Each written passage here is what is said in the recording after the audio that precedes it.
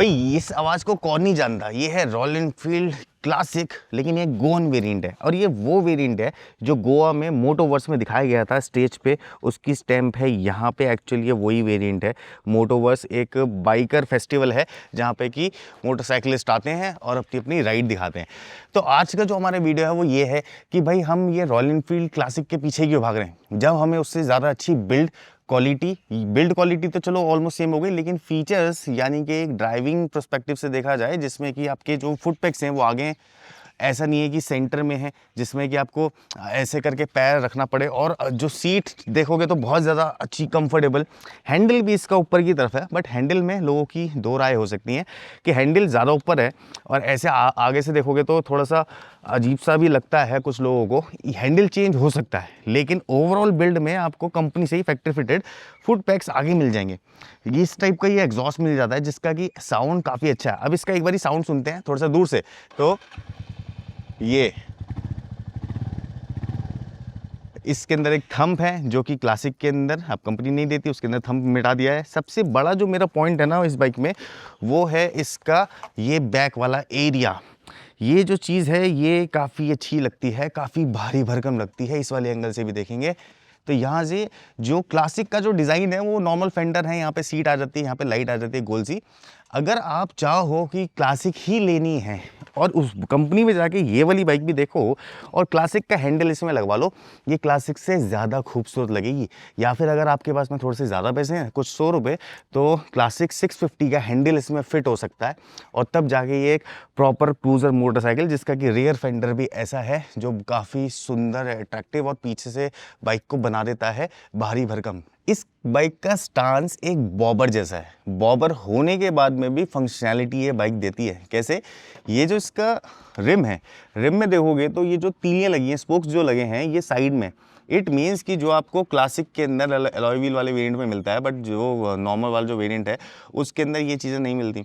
अब अगर आपको एक क्लासिक लुक भी चाहिए अपनी बाइक में और फंक्शनैलिटी भी चाहिए कि कहीं पंचर हो जाए तो व्हील ना उतारना पड़े, ट्यूबलेस पंचर हो, तो यहाँ पे ये वाले जो रिम्स हैं ये काम करते हैं। इसमें एक एडवांटेज है, अगर आप क्लासिक को देखोगे तो ये जो व्हील है ना उसमें पतला मिलता है। यहाँ पे 130 सेक्शन का रेयर व्हील मिल रहा है विद स्मोक रिम्स। अब ये जो स्मोक रिम्स हैं इसके और मॉडल्स में काफ़ी अच्छे अच्छे ऑरेंज कलर के भी हैं, कॉपर कलर के भी हैं, और भी कलर है, अगर आप चाहो उसको कस्टमाइज़ भी करवा सकते हो। बट ओवरऑल अगर आपको एक बेसिक बाइक नहीं चाहिए, एक डिसेंट सी बाइक नहीं चाहिए, थोड़ा चंकी कलर में चाहिए, जैसे कि पर्पल कलर बहुत ही सुंदर लग रहा है, धूप में चमकता है ये, इसके अंदर के जो ये गिल्टर हैं ये बहुत अच्छे से दिखते हैं। अगर आपको इस टाइप की बाइक चाहिए तो गोन की तरफ जा सकते हो। क्लासिक सबके पास है, गोन कम लोगों के पास है। गोन ब्लैक कलर में ले लो, हैंडल चेंज करा लो, छोटी मोटी सी यहाँ पे बैक रेस्ट लगवा लो, ये बाइक बन जाएगी एक नंबर की मॉडिफाइड बाइक। इसकी इंजन की बात करें तो ये जो इंजन है 350 सीसी कंपनी बोलती है, सेम टू सेम वही इंजन है जो क्लासिक के अंदर मिलता है। 349 सीसी का इंजन 20 पीएस का पावर निकाल देता है एंड 27 एनएम ऑफ टॉर्क। देखने में इंजन या फिर इसकी ट्यूनिंग के साथ में, चेन के साथ में, स्पॉकेट के साथ में कुछ ऐसा चेंजेस नहीं किए गए हैं। इसको बस इस बाइक के अंदर लगाया गया है क्योंकि ऑलरेडी ये जो इंजन था ये काफ़ी सक्सेसर रहा है, ये माइलेज भी अच्छी खासी दे देता है।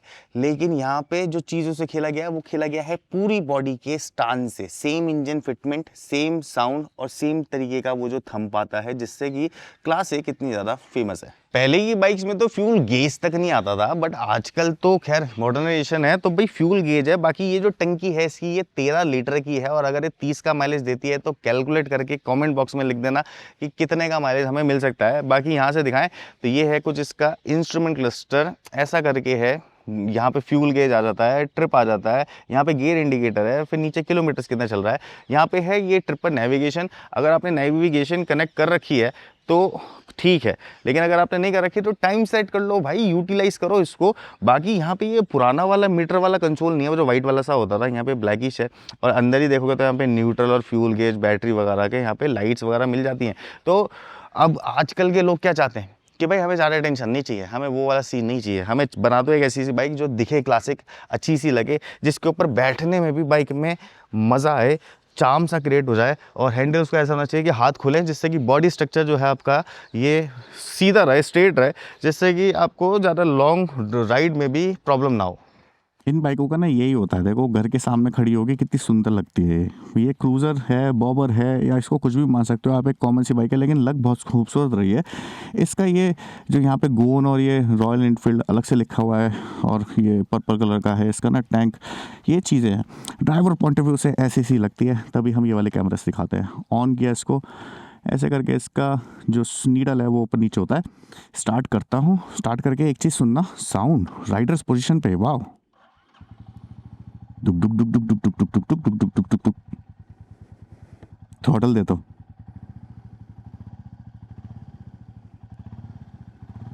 अब चलते हैं खाली जगह में इसको चलाने के लिए, वहाँ पे इसका एक्चुअल चार्म मैं बता पाऊँगा। देखो वही 20.4 PS यानी कि 19 पॉइंट समथिंग बीच में मान सकते हो। 27 Nm ऑफ टॉर्क सेम है। फर्स्ट गियर पे हूँ मैं। अगर आपको इससे भगानी है ये बाइक तो भगाने के लिए नहीं होती। मेरे पास जब ये रॉयल एनफील्ड क्लासिक हुआ करती थी ना, तो इसका साउंड ना खाली जगहों में हेलीकॉप्टर जैसा लगता था। एक बार कोशिश करते हैं, जैसे हेलीकॉप्टर उड़ रहा हो।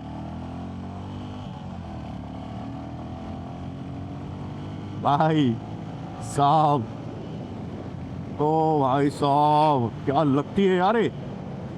मतलब आज भी रॉयल एनफील्ड की बाइक्स बहुत तेज़ नहीं है लेकिन फिर भी बहुत तेज़ भाग सकती है। मैं इतने से रास्ते में 60 की स्पीड पे आ गया था।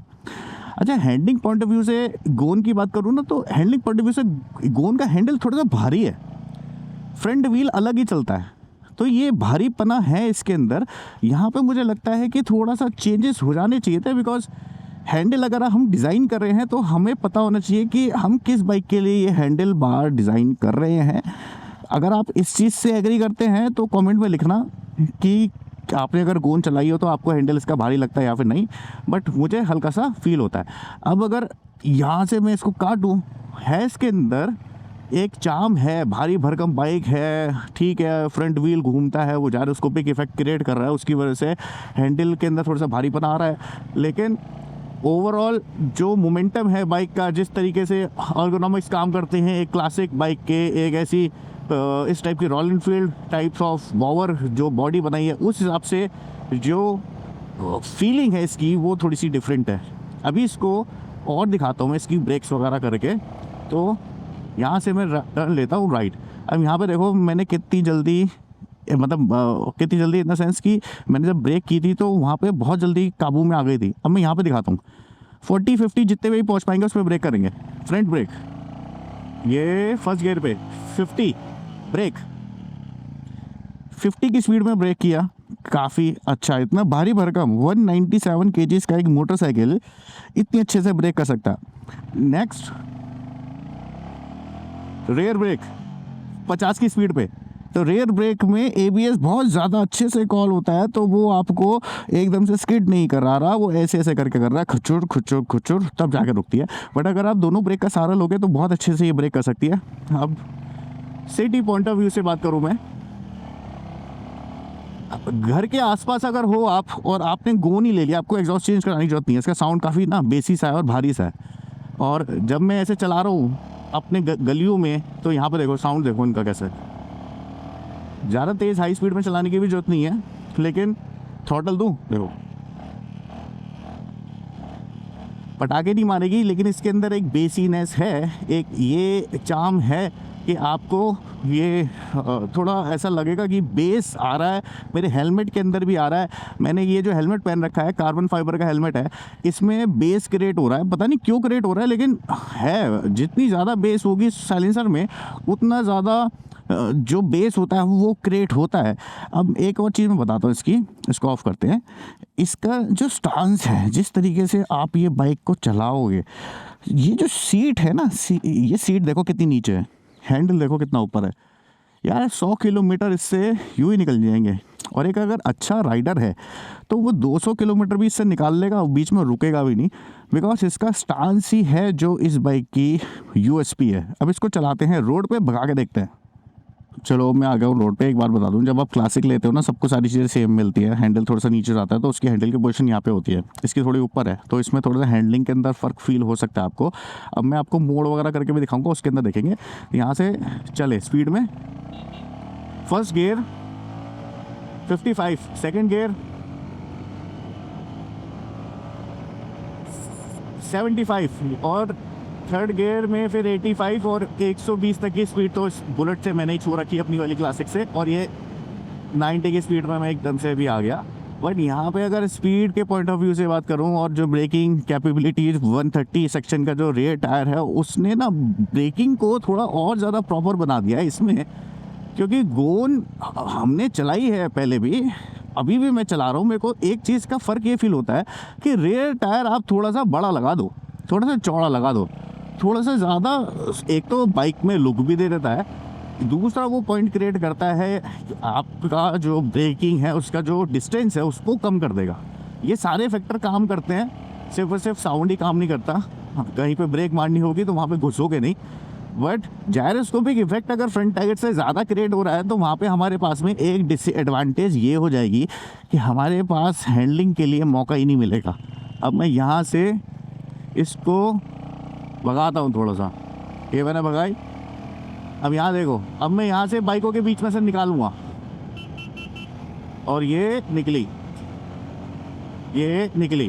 देखो ये है क्लासिक, पीछे से ऐसी दिखेगी, और ये है हमारी गोन कुछ ऐसी सी दिखेगी। दिखने में भी ज़्यादा फ़र्क है और चलने में भी ज़्यादा फ़र्क है, बिकॉज इसका जो स्टांस है वो थोड़ा सा ज़्यादा डिफरेंट है, जिससे कि बाइक सुंदर लग जाती है और जिससे आपको रिलैक्स फील होता है और ऐसा फील ही नहीं होता, टायर्डनेस नहीं होती, क्योंकि जितना झुक के बैठोगे उतनी ज़्यादा टायर्डनेस होगी और जितना खुल के बैठोगे उतना ज़्यादा अच्छा फील भी आएगा आपको।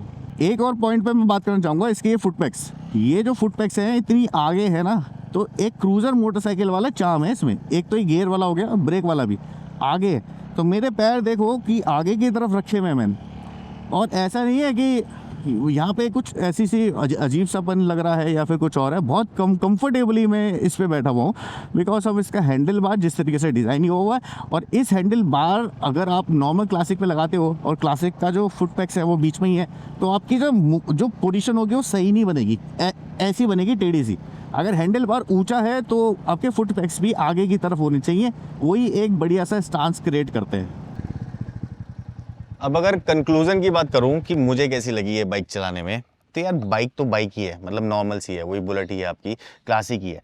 बट थोड़ा सा अगर चार्म चाहते हो, थोड़ा डिफरेंट चाहते हो ना, अपने ग्रुप में कुछ अलग सा है दिखाना है, टैंक का कलर अलग है, बाकी ये सब कुछ मॉडिफाई हो सकता है। आपको पता ही है ग्रे मार्केट में मैंने भी अपनी बाइक बहुत ज़्यादा बारी मॉडिफाई करी है, बट ये मॉडिफाई ये चीज़ नहीं हो सकती है। मतलब फेंडर भी लग सकता है, बट वो कंपनी फिटेड की जो बात होती है वो आफ्टर मार्केट की बात नहीं हो पाएगी कभी।